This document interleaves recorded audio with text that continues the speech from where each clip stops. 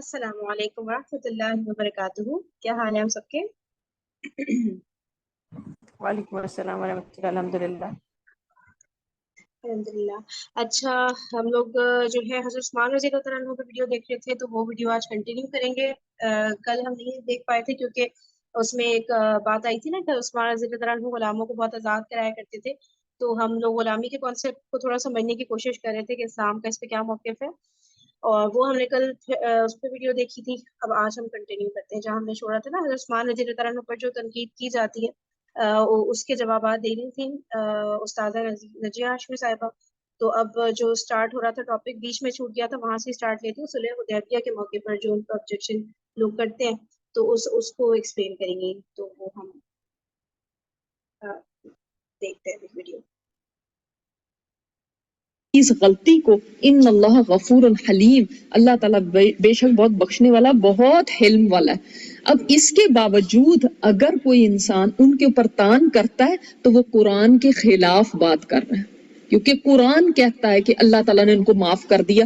پھر بھی ہم ان کو پکڑ کے بیٹھ جائیں اور یہ کہیں کہ وہ کیوں بھاگے تھے اور کیوں ایسا ہوا تھا، یہ بہت بڑی جرت کی بات ہے کہ کوئی انسان قرآن میں اللہ تعالیٰ فرما دے کوئی بات اور اس کے خلاف بات کرے اور کہے کہ کیوں وہ بھاگے تھے. اور پھر ہمیں اپنے آپ کو بھی دیکھنا چاہیے کہ اگر ہم وہاں پہ ہوتے تو ہم کیا کرتے.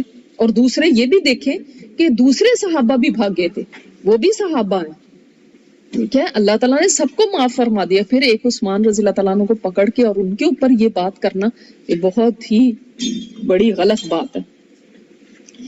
پھر ہمیں یہ پتہ چلتا ہے اس کے بعد کہ جیسے ہم واقعات کو دیکھتے ہیں تو آپ کو پتہ ہے کہ ایک واقعہ وہ بھی ہوا جس وقت کہ آپ صلی اللہ علیہ وسلم صحابہ کرام کو لے کر نکلے تھے حدیبیہ کے مقام پہ.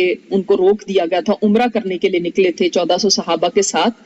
تو اس وقت جو نمائندگی سفارت کاری کا کام تھا وہ عثمان رضی اللہ تعالیٰ عنہ کے ذمہ دیا گیا تھا. واقعہ کچھ یوں ہوتا ہے کہ جب مسلمان گئے ہیں تو اس وقت وہ تو اپنے عمرے کے ارادے سے جا رہے تھے اور کچھ بھی اسلحہ وغیرہ ساتھ نہیں لیا ہوا تھا، بلکہ انہوں نے یعنی ایسی چیزیں جیسے جس سے جانوروں کو ہانکا جائے یا ان کو یا جھاڑیاں کرنے کے لیے ہٹانے کے لیے یا جانوروں کے آگے ڈالنے، ایسی چیزیں تھیں ان کے پاس، لیکن ہتھیار کوئی نہیں تھے کیونکہ وہ لڑنے کی انٹینشن سے نہیں جا رہے تھے.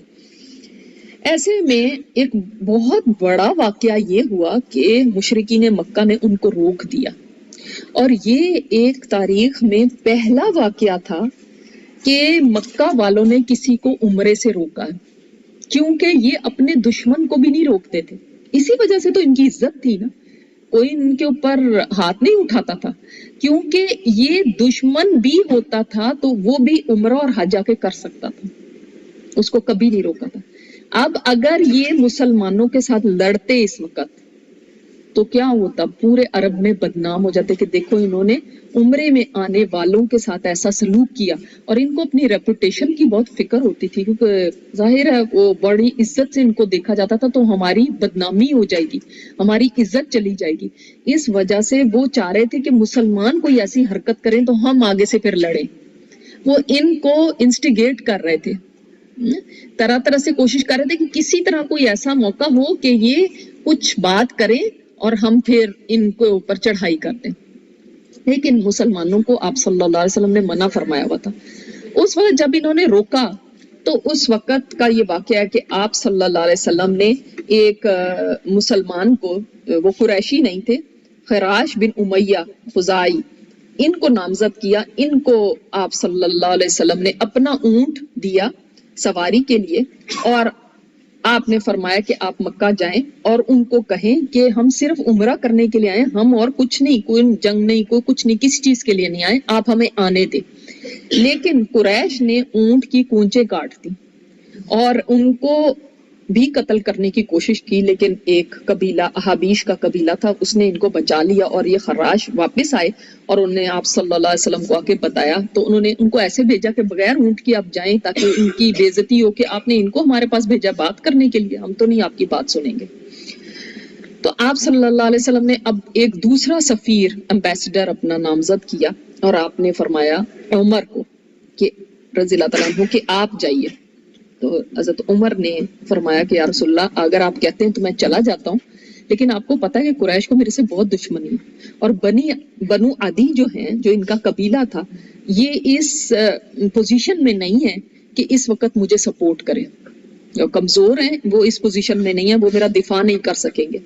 اور عمر رضی اللہ تعالیٰ عنہ کی طبیعت بھی آپ کو پتا ہے ذرا سخت تھے، تو یہ نہ ہو کہ بات ہی کوئی بگڑ ہی جائے. تو انہوں نے فرمایا کہ میں مشورہ یہ دوں گا کہ اگر آپ عثمان رضی اللہ تعالیٰ عنہ کو بھیجیں تو وہ زیادہ بہتر ہے.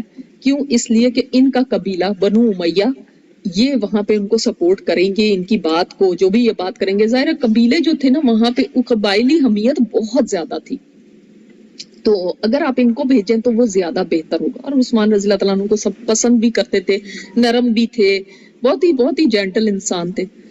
تو آپ صلی اللہ علیہ وسلم نے ان کی اس رائے کو پسند فرمایا اور عثمان رضی اللہ تعالیٰ عنہ کو آپ صلی اللہ علیہ وسلم نے مکہ کی طرف بھیجا.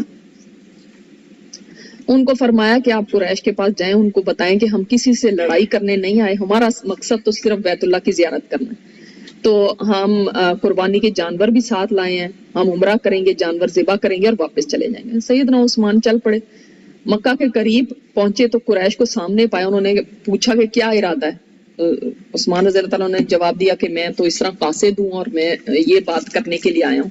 تو انہوں نے کہا کہ یہ تو بات ہم یہ بالکل نہیں سنیں گے، کبھی ایسا نہیں ہو سکتا کہ محمد صلی اللہ علیہ وسلم اپنے زور سے مکہ میں داخل ہو سکے. یہ ان کی بھی ایک نا ایگو کا مسئلہ بن گیا تھا، روک بھی نہیں سکتے تھے، اور یہ بھی کہ اچھا ان کو تو یہ تو ہم سے بھاگے ہوئے تھے، اب یہ آئیں گے اور ہم کیسے ان کو آنے دیں.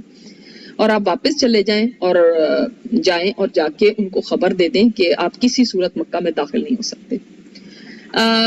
خیر عثمان رضی اللہ تعالیٰ عنہ مکہ میں گئے تو ان کے ایک کزن تھے آبان بن سعید بن عاص، وہ اپنی سواری پہ جا رہے تھے. انہوں نے جب ان کو دیکھا تو خوش آمدید کہا، اپنی پناہ میں لے لیا کہ میں آپ کو امان دیتا ہوں. امان ایسے ہی ہوتی تھی جیسے ویزا ہے. امان کے بغیر جو ہے نا کوئی انسان بالکل ایسے ہوتا تھا کہ جیسے اس کے سر پہ کچھ بھی نہیں ہے.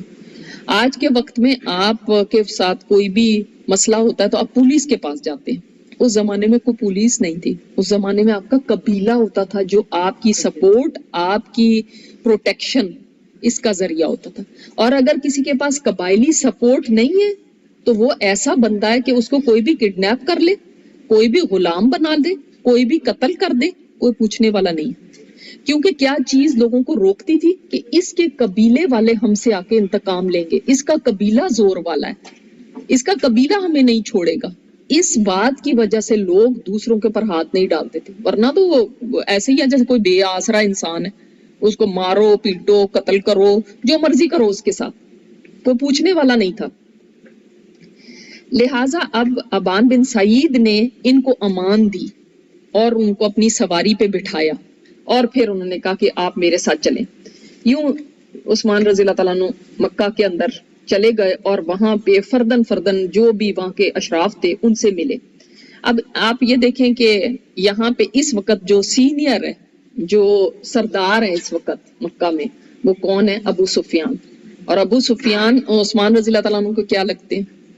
ایک طرح سے چچا ہی لگے، ٹھیک ہے، رشتہ دار ہیں، ایک ہی قبیلہ ہے، رشتہ بنتا ہے. آپ کے فرسٹ سیکنڈ کزن بھی ہوں، کہیں سے بھی چچا دور پار کے بھی ہوں تو ایک بات تو ہے نا. اور وہ تو قبیلے والے تھے، تو ان میں ابو سفیان بھی تھے. اور ان سے جب ملاقات انہوں نے کی تو ان سے اجازت چاہیے. انہوں نے کہا کہ ہم تو کسی صورت بھی نہیں بات مانیں گے. ہاں یہ ہے کہ آپ کو ہم کہتے ہیں آپ نے بے شک عمرہ کرنا ہے تو کر لیں. کتنی بڑی بات تھی نا، آپ نے کرنا ہے تو آپ کر لیں، آپ تو آئے ہوئے یہاں پہ، آپ کر لیں. انہوں نے کہا نہیں، آپ صلی اللہ علیہ وسلم کے بغیر میں نہیں عمرہ کروں گا. کتنی بڑی بات تھی کہ جو ہے ان کو تو چانس مل رہا ہے نا، وہ تو وہاں پہ ہیں، چاہتے تو اسی وقت کر لیتے، طواف کر لیتے. انہوں نے کہا نہیں، جب تک آپ صلی اللہ علیہ وسلم نہیں آئیں گے میں نہیں کروں گا. اور دوسرا انہوں نے کیا کام کیا جس کی وجہ سے ان کو ذرا دیر ہو گئی، یہاں کچھ دن لگ گئے. وہ یہ تھا کہ جو لوگ مسلمان ہو چکے تھے مکہ میں، لیکن یا تو وہ سیکرٹلی اتنے مسلمان ہوئے تھے کہ ان کا کسی کو پتہ نہیں تھا، وہ تو خاموش تھے بالکل، ان کو پتا تھا، یا پھر جنہوں نے بتایا ہوا تھا ان کے اوپر اتنے ظلم و ستم ہو رہے تھے. آپ کو پتا ہے ابو جندل ان کو بیڑیوں میں چکڑا ہوا، وہ بھی بیڑیاں لے کے ان کے سمیت آ گئے تھے بھاگ کے جس وقت حدیبیہ کی ٹریٹی ہو رہی تھی. تو یا تو مسلمان ظلم و ستم سہ رہے تھے یا پھر بالکل خاموش تھے، چپ کر کے سائلنٹلی بیٹھے ہوئے تھے کہ کسی کو ہمارا پتہ نہ چلے، ڈسکلوز ہی نہیں کیا تھا. تو یہ ان مسلمانوں سے جا کے ملے، ان کو ہمت دلائی، ان کو آپ صلی اللہ علیہ وسلم کا پیغام دیا. ان مسلمانوں نے آپ صلی اللہ علیہ وسلم کے لیے سلام بھیجا اور کہا کہ ان سے آپ کہیے گا کہ جو ذات پاک آپ کو حدیبیہ تک لے آئی ہے نا، وہ اس پہ بھی قادر ہے کہ آپ کو مکہ میں بھی لے آئے. تو یہ دیکھیں کہ عثمان رضی اللہ تعالیٰ عنہ اس کی وجہ سے کچھ دن ان کا ڈیلے ہو گیا، یعنی اس طرح ملنا ملانا، کیونکہ بہت سیکرٹلی ان سے مل رہے تھے. ایسے میں فون نہیں تھا، کوئی چیز نہیں تھی. اب وہ جو باہر بیٹھے ہوئے مسلمان، ان کے اندر یہ باتیں ہونے لگی کہ پتہ نہیں کیا ہو گیا، وہ گئے ہیں واپس نہیں آئے، لگتا ہے انہوں نے ان کو قید کر دیا، لگتا ہے یا تو انہوں نے قتل کر دیا ان کو. اب دیکھیں افواہیں کیسے پھیلتی ہیں، اسی طرح ہوتی ہیں نا، بس لگتا ہے ایسے تو نہیں ہو گیا، ایسے تو نہیں ہو گیا، اس کے بعد ایسے تو نہیں ہو گیا، یا لگتا ہے تو رہ جاتا ہے پیچھے، قتل ہی کر دیا ہوگا. یہ جب افواہ پھیل گئی تو اب کیا تھا کہ وہ قتل ہو گئے وہاں پہ. تو آپ صلی اللہ علیہ وسلم نے صحابہ کرام کو بلایا اور آپ نے فرمایا کہ آپ اگر ان کو قتل کر دیا گیا تو ہم مشرکین سے اس کا بدلہ لیں گے. صحابہ نے کہا کہ بالکل اس میں ہم اس پہ لبیک کہتے ہیں، اور انہوں نے سب نے سوائے ایک کے، جد بن قیس تھا، اس نے اپنے نفاق کی وجہ سے بیعت نہیں کی، باقی سب نے آپ صلی اللہ علیہ وسلم کے ہاتھ پر بیعت کی. اور کس پہ بیعت کی؟ موت کے اوپر. کیسے موت پہ بیعت کی؟ اس لیے کہ اب جب جنگ ہوگی، وہ اپنے گھر میں بیٹھے ہوئے، ان کے پاس اسلحہ ہے، ان کے پاس مین پاور ہے، وہ سارے لڑنے کے قابل ہیں. آپ باہر سے آئے، آپ کے پاس تو کچھ ہے ہی نہیں. اب جو لڑائی ہوگی تو موت ہی ہے بس. تو اور پھر یہ کہ اس وقت کوئی بھی بھاگے گا نہیں اور کوئی بھی یہاں سے پیچھے نہیں ہٹے گا، ہم جا کے مقابلہ کریں گے. تو آپ صلی اللہ علیہ وسلم نے، آپ کو پتا ہے کہ درخت کے نیچے بیعت لی تھی، اور سورہ فتح کے اندر اس کا سارا ذکر آتا ہے. اور اس میں ہر ایک مسلمان نے آپ کے ہاتھ پہ بیعت کی، اور آخر میں آپ صلی اللہ علیہ وسلم نے اپنا بایاں ہاتھ اپنے دائیں ہاتھ پہ رکھا اور فرمایا یہ عثمان کا ہاتھ ہے. سبحان اللہ، کہ میں ان کی طرف سے بیعت کرتا ہوں، اگر وہ یہاں پہ ہوتے تو وہ بھی بیعت کرتے. ابھی یہ پتہ نہیں ہے وہ زندہ ہیں کہ نہیں ہیں. کچھ لوگوں نے کہا کہ پتہ چلا کہ ہو سکتا ہے وہ وہاں پہ طواف کر رہے ہوں، عمرہ کر رہے ہوں. آپ صلی اللہ علیہ وسلم نے اتنی بڑی گواہی آپ کی تھی کہ اگر وہ عرصہ دراز تک بھی وہاں پہ ٹھہرے رہیں گے تو میرے بغیر وہ کبھی طواف نہیں کریں گے. سبحان اللہ. تو یہ جو لوگ تھے جنہوں نے بیعت کی، آپ صلی اللہ علیہ وسلم نے فرمایا کہ یہ روئے زمین کے سب سے بہترین لوگ تھے، اور اللہ تعالیٰ نے سورہ فتح میں ان کی تعریف بھی بیان کی ہے. لیکن بہت بڑی بات ہے، آپ کہہ رہے ہیں کہ میں بھاگوں گا بھی نہیں پیچھے. اس وقت ٹائم ہے، کوئی چاہتا تو بھاگ جاتا، میں بھاگوں گا بھی نہیں اور میں مقابلہ کروں گا. مقابلہ کرنے کا مطلب کیا ہے؟ موت کے منہ میں جانا. اس کے اوپر اوتھ لے لیا انہوں نے، اس کو بیعت رضوان کہتے ہیں. یہ کتنی بڑی بات تھی، اللہ تعالیٰ نے اسی لیے ان کو خوشخبری سنائی. اور یہ بہت بڑی بات تھی کہ آپ صلی اللہ علیہ وسلم نے اپنے ہاتھ کو عثمان کا ہاتھ قرار دیا، ٹھیک ہے، اور بیعت کی. تو سیدنا عثمان کی عدم موجودگی میں یہ جو تھی، یہ اتنی بڑی ان کو فضیلت ملی. دوسرے یہ کہ انہوں نے ایمبیسڈر کا کام کیا. اور یہ بھی آپ اس میں دیکھیں کہ عمر رضی اللہ تعالیٰ عنہ کی بھی بہت بڑی بات ہے نا، کہ ورنہ انسان کہتا ہے مجھے عہدہ مل رہا ہو، میں کیوں چھوڑوں، میں کیوں کسی اور کو دوں. اور انہوں نے مکہ میں جو ایسے کمزور مسلمان تھے ان کا پیغام بھی یہ لے کر آئے تھے، اور انہوں نے عمرہ بھی نہیں کیا. کتنی ساری باتیں ہیں اس کے اندر جو ان کی فضیلت کی پتہ چلتی ہیں. لیکن اس کے باوجود جو تان کرنے والے لوگ ہیں، جب آپ کو انشاءاللہ ان کی شہادت کا پتہ چلے گا تو ان میں ایک یہ بھی بات تھی کہ یہ بیعت رضوان میں نہیں شریک ہو. تو ان کو جواب یہ ہے کہ بیعت رضوان تو ہوئی ان کی وجہ سے تھی، وہ تو ہوئی ان کی وجہ سے تھی، تو بات ہی ختم ہو گئی. بدر میں نہیں شریک ہوئے. تو آپ کو اس کا جواب پتہ ہے کہ آپ صلی اللہ علیہ وسلم نے ان کو منع کیا تھا، تو وہ آپ صلی اللہ علیہ وسلم کی فرما برداری تھی، اور آپ نے ان کو جو شریک ہونے والے تھے ان کے ساتھ اسی طرح مال غنیمت میں شریک کیا، اور فرمایا یہ بھی بدری. تو پھر یہ بھی ہمیں پتہ چلتا ہے کہ نبی علیہ الصلوۃ والسلام نے فرمایا تھا کہ یقیناً عثمان اللہ اور اس کے رسول کے کام میں ہے جس وقت گئے میں. تو آپ صلی اللہ علیہ وسلم نے اس وجہ سے ان کا اپنا ایک ہاتھ دوسرے پہ رکھا اور فرمایا یقیناً عثمان کے لیے رسول اللہ کا ہاتھ ان کے اپنے ہاتھوں سے کہیں بہتر ہے. دوسرے صحابہ کے بھی ہاتھوں سے کہیں بہتر ہے کہ آپ صلی اللہ علیہ وسلم نے اپنے ہاتھ کو قرار دیا ان کا ہاتھ. تو یہ ایک بڑا انسیڈنٹ ہے جو ان کے اوپر جو الزامات لگاتے ہیں اس سلسلے میں، تو یہ ان کے اوپر تان کرنے والوں کا ایک بات ہے. اچھا، پھر اسی طرح اس کے بعد حدیبیہ کے بعد ہمیں پتہ چلتا ہے مکہ فتح ہوا، اور فتح مکہ میں 4 لوگ ایسے تھے جن کے بارے میں آپ صلی اللہ علیہ وسلم نے فرمایا تھا کہ ان کے لیے امان نہیں ہے، ان کو قتل کر دو، چاہے یہ کعبے کا غلاف بھی پکڑے ہوئے ہوں تب بھی.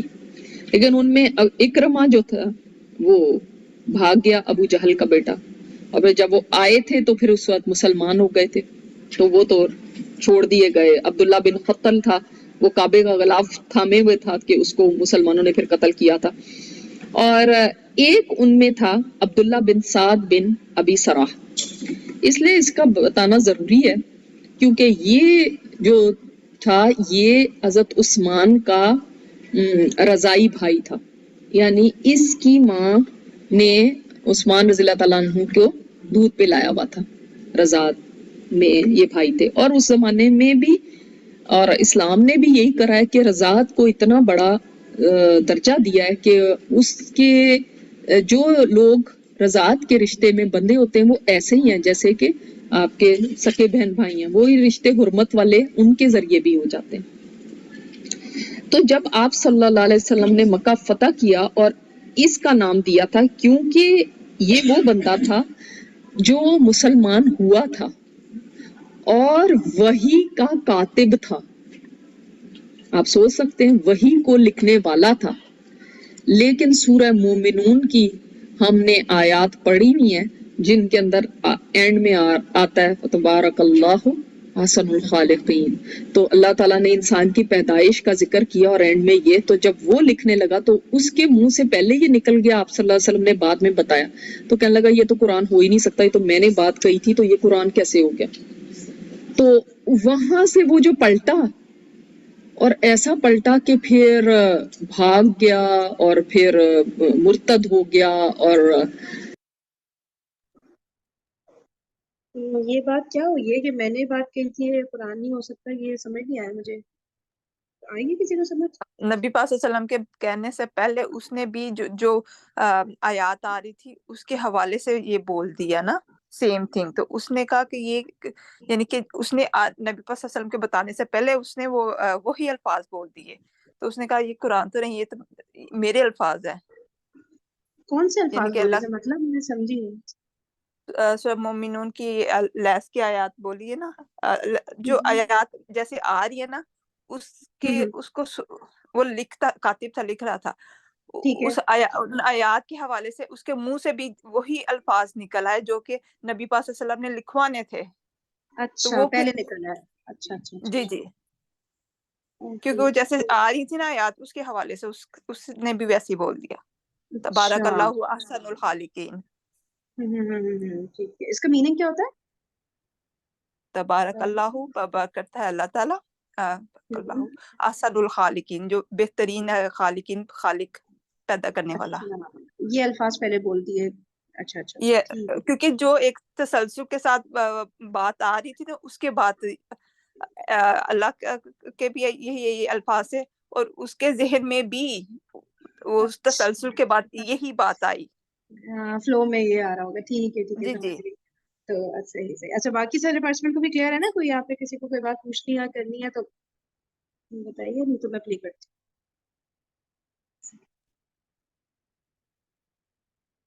تھا، کیونکہ یہ وہ بندہ تھا جو مسلمان ہوا تھا اور وحی کا کاتب تھا. آپ سوچ سکتے ہیں، وحی کو لکھنے والا تھا. لیکن سورہ مومنون کی ہم نے آیات پڑھی ہوئی ہیں جن کے اندر اینڈ میں آتا ہے تبارک اللہ احسن الخالقین. تو اللہ تعالیٰ نے انسان کی پیدائش کا ذکر کیا اور اینڈ میں یہ، تو جب وہ لکھنے لگا تو اس کے منہ سے پہلے یہ نکل گیا. آپ صلی اللہ علیہ وسلم نے بعد میں بتایا تو کہنے لگا یہ تو قرآن ہو ہی نہیں سکتا، یہ تو میں نے بات کہی تھی، تو یہ قرآن کیسے ہو گیا؟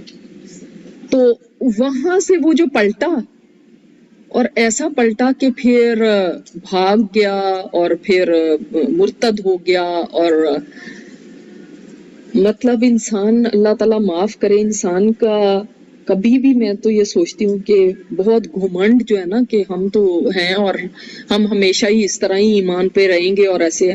آلویز آپ صلی اللہ علیہ وسلم جب اگر دعا کر سکتے ہیں نا، یا مقلب القلوب ثبت قلبی علی دینک، تو ہم تو خیر کسی کھاتے میں ہی نہیں آتے ہمارے ایمان کیا چیز ہے. تو کبھی بھی بہت زیادہ تکبر کے ساتھ نہ کہیں گے لوگ ہم تو ایمان والے ہیں تو ہمارا ایمان کہاں جائے گا، اتنا ہمارا ایمان تو نہیں. شیطان انسان کے ساتھ لگا ہوا، اور یہ قلب ہے نا ادھر ادھر ہوتا رہتا. اپنے ایمان کی حفاظت کی ہمیشہ دعا کرتے رہیں کہ اللہ مرتے دم تک میرے ایمان کو سلامت رکھنا. تو دیکھیں آپ، وہ جو وحی کا کاتب وہ مرتد ہو گیا. کبھی انسان سوچ نہیں سکتا. آپ صلی اللہ علیہ وسلم کی مجلس میں بیٹھنے والا، اور ظاہر مرتد کی سزا قتل ہے. تو آپ صلی اللہ علیہ وسلم نے قتل کی سزا کا جب اس کو پتا چلا کہ بھئی میرے اوپر یہ بات کہہ دی گئی ہے، تو یہ چھپتا چھپاتا عثمان رضی اللہ تعالیٰ عنہ کے پاس پہنچا. ان کا گھر تھا مکہ کے اندر، تو وہ وہاں پہ تھے. تو وہاں پہ گیا اور اس نے جا کے کہا کہ آپ مجھے امان دے دیں. بہت منتیں کی اور بہت اپنا واسطہ دیا کہ میں آپ کا رضائی بھائی ہوں. تو عثمان رضی اللہ تعالیٰ عنہ نے اس کو امان دے دی. اور پھر جس وقت کے حالات باہر ٹھیک ٹھاک ہوئے تو وہ اس کو لے کر آپ صلی اللہ علیہ وسلم کی خدمت میں گئے، اور آپ صلی اللہ علیہ وسلم کے سامنے پیش کیا اور بتایا کہ میں نے اس کو امان دے دیا، اور یہ بھی کہ میں اس کو لے کر آیا ہوں اور یہ معافی چاہتا ہے. اب آپ صلی اللہ علیہ وسلم نے اپنا سر مبارک اٹھایا اور 3 دفعہ اس کی طرف دیکھا، اور ہر دفعہ آپ نگاہ جھکا لیتے تھے، کچھ نہیں بولے. اس کے بعد آپ صلی اللہ علیہ وسلم نے اس سے بیعت لے لی. پھر وہ چلا گیا وہ عثمان کے ساتھ. تو آپ صلی اللہ علیہ وسلم نے صحابہ کرام سے فرمایا کیا تم میں سے کوئی سمجھدار آدمی ایسا نہیں تھا کہ جب میں نے اسے بیعت لینے سے انکار کر دیا، جب میں اتنی دیر خاموش رہا، تو پھر اس وقت تم اس کو قتل کر دیتے؟ یہ مرتد تھا. تو صحابہ نے عرض کی اللہ کے رسول ہمیں کیا پتا کہ آپ کے دل میں یہ بات ہے، آپ ہمیں آنکھ سے اشارہ کر دیتے. آپ نے فرمایا نہیں، یہ کسی نبی کی شان نہیں ہے کہ وہ آنکھوں سے خیانت کرے. آپ چاہتے بھی تھے لیکن نہیں. لیکن اللہ تعالیٰ کو معلوم تھا، اللہ نے کسی کے لیے زندگی لکھی ہوئی تھی. تو دیکھیں آپ کہ یہ واقعی پھر سچے دل سے مسلمان ہوا. اب آپ صلی اللہ علیہ وسلم نے کچھ چاہا، وہ نہیں ہوا، اللہ نے اس کی زندگی لکھی ہوئی تھی. وہ پھر واقعی ایسے مسلمان ہوئے کہ اس کے بعد بھی وہ کافی عرصہ زندہ رہے، اور آپ صلی اللہ علیہ وسلم کے بعد بھی انہوں نے یعنی سچی توبہ کی ہوئی تھی. رومیوں کے خلاف بھی یہ لڑے، اور مصر میں کمانڈر تھے جب مصر کے اوپر حملہ ہوا. سوڈان کو فتح کیا، اور اس کے علاوہ امیر بھی مقرر ہوئے، ایک جگہ کے گورنر مقرر ہوئے. فرین ان کا نام پلیز بتائیے گا، دوبارہ ریپیٹ کیجیے گا، ان کا نام کیا تھا؟ کسی کو پتہ ہے؟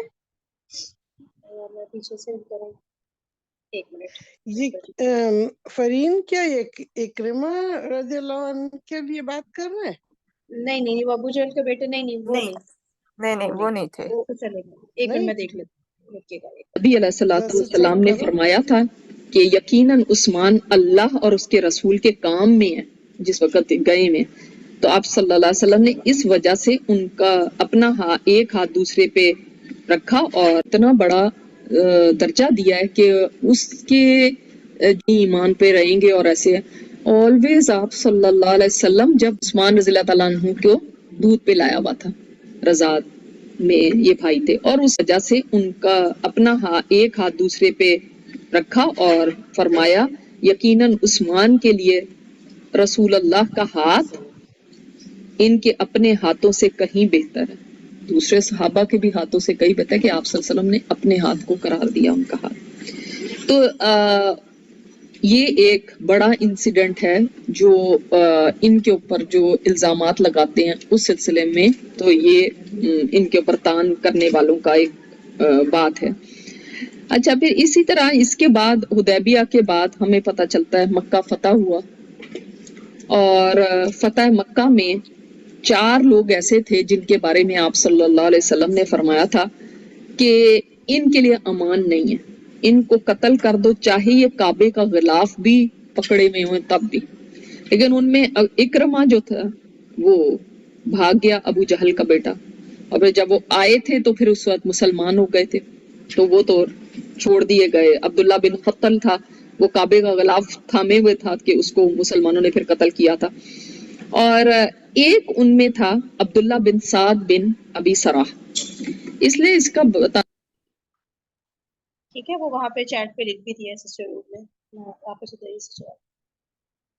ठीक है, जज़ाकल्लाह। यानी सच्ची तौबा की भी थी। रोमियों के खिलाफ भी ये लड़े और मिस्र में कमांडर थे जब मिस्र के ऊपर हमला हुआ, सूडान को फतह किया, और इसके अलावा अमीर भी मुकर्रर हुए, एक जगह के गवर्नर मुकर्रर हुए। और जब उस्मान रज़ियल्लाहु तआला अन्हु की शहादत हुई और फितना बहुत फैल गया था, तो इन्होंने कहा कि मैं किसी तरफ भी नहीं, किसी की साइड में भी नहीं, और बिल्कुल सब छोड़ छाड़ के ना शाम चले गए और गुमनामी की जिंदगी गुजारने लगे। और उसके बाद ये दुआ किया करते थे कि ए अल्लाह मुझे इस हालत में उठाना कि मैं नमाज में हूँ। और ये नमाज पढ़ रहे थे और इन्होंने एक तरफ सलाम फेरा, दूसरी तरफ नहीं फेरा, और वहीं पे वफात हो गई। सुबहान अल्लाह, अल्लाहु अकबर। तो अल्लाह ताला को पता होता है कि किसने पलटना है, किसका दिल किस तरफ है, किसकी तौबा सच्ची है, किसको चांस मिलना चाहिए, किसको नहीं। तो अल्लाह ताला ने इनकी और वो होता वही है जो अल्लाह चाहता है। तो यहाँ पे भी एक ये बात याद रखिएगा कि कही जाती है कि हज़रत उस्मान ने इनको क्यों पनाह दी थी, इनको क्यों अमान दी थी, तो ये भी उनके ऊपर एक तान किया जाता है। लेकिन आपने देख लिया कि वो सच्चे मुसलमान हुए और उनको एक जिंदगी में दोबारा चांस मिला, तो उसके बाद उन्होंने दोबारा वो गलती नहीं दोहराई।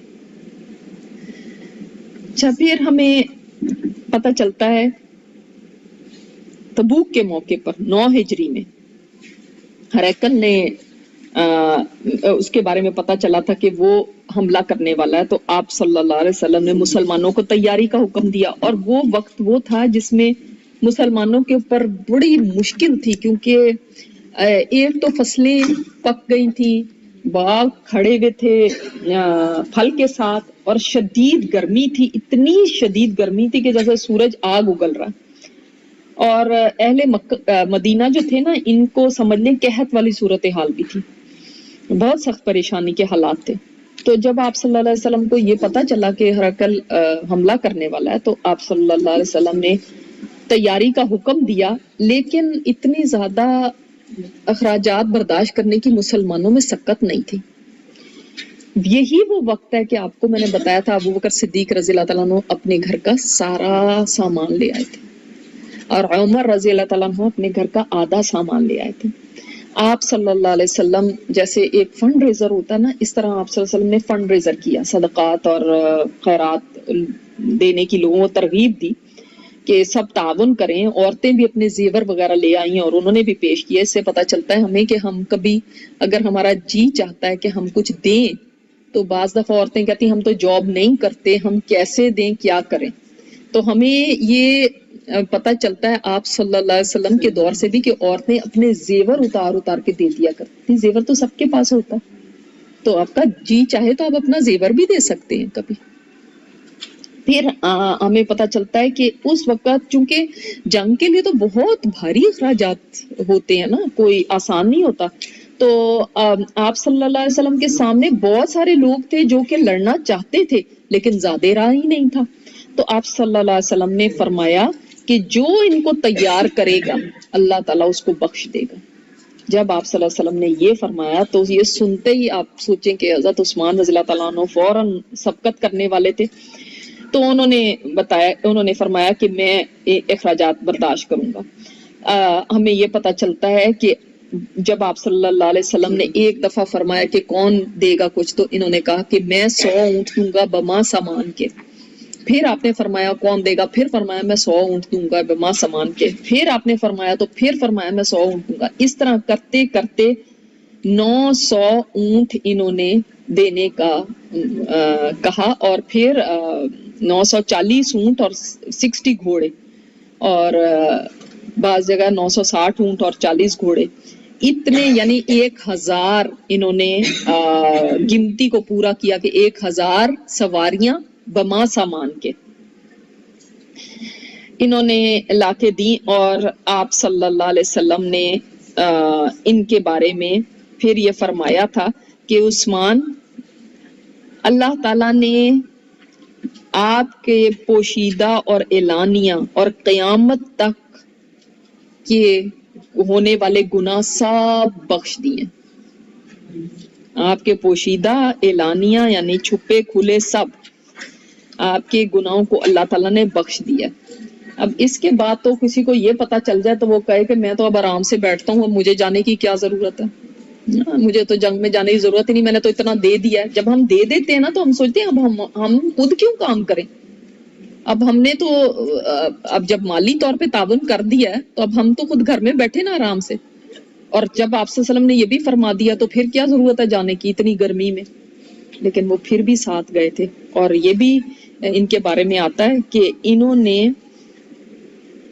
جب آپ صلی اللہ علیہ وسلم کی خدمت میں ایک کپڑے میں 1000 دینار لا کے حاضر کیے تو آپ صلی اللہ علیہ وسلم اتنے خوش ہوئے تھے کہ آپ صلی اللہ علیہ وسلم دیناروں کو الٹ پلٹ کر رہے تھے اور فرما رہے تھے کہ آج کے بعد عثمان کوئی بھی عمل نہ کرے تو بھی کافی ہو گیا. اس کے سبحان اللہ، کوئی بھی عمل نہ کرے تو کافی ہو گیا. اور جن کو یہ، اور آپ بار بار یہ ارشاد فرما رہے تھے کہ آج کے بعد چاہے تم کچھ بھی نہ کرو تمہارے لیے کتنے بڑے درجات ہیں ان کے، سبحان اللہ. اور یہ کتنی بڑی بات ہے کہ قیامت تک کے گناہ بخشے. یعنی آپ صلی اللہ علیہ وسلم کی جب وفات بھی ہو گئی اس کے بعد بھی اگر کوئی بات ہو جائے تو وہ بھی بخشی بھی ہے، تو ہمیشہ کے ان کے گناہ اللہ تعالیٰ نے معاف کر دیا. اب آپ دیکھ لیں کہ کوئی ایک موقع نہیں تھا، ان کی زندگی کے بے شمار موقع ایسے ہیں کہ جس کے اندر انہوں نے ایسے اللہ کے راستے کے اندر دیا اور بے دریغ دیا. میں نے آپ کو کنویں کی بھی بات بتائی، میں آپ کو بتایا غلام آزاد کرنے کی بھی، اس وقت تبوک کے اندر بھی اتنے سوار. اور پھر آپ دیکھیں سبحان اللہ کتنی بڑی بات ہے، تبوک میں لڑائی ہوئی تھی کوئی اچھا میرے ذہن ادھر ہی اٹکا ہوا ہے وہ جو بات ہو رہی تھی نا کہ حضرت عثمان رضی اللہ تعالیٰ عنہ پر آبجیکشن ریز کرتے ہیں نا کہ انہوں نے کیوں پناہ دی تھی اپنے رضائی بھائی کو نا. تو میں یہی سوچ رہی تھی کہ مطلب جیسے ہوتا ہے نا ایک کام کو کرنے کے کئی طریقے. اب مثال کے طور پہ ہم اس طرح اگر سوچیں گے کسی اور کے گھر پہ وہ پناہ مانگنے جاتے، ٹھیک ہے، اور وہ ان کو پناہ نہیں، وہ ڈائریکٹلی ان کو قتل کر دیتا تو وہ بھی غلط نہیں ہوتا کیونکہ مرتد تھے، قتل تو کرنا ہی تھا.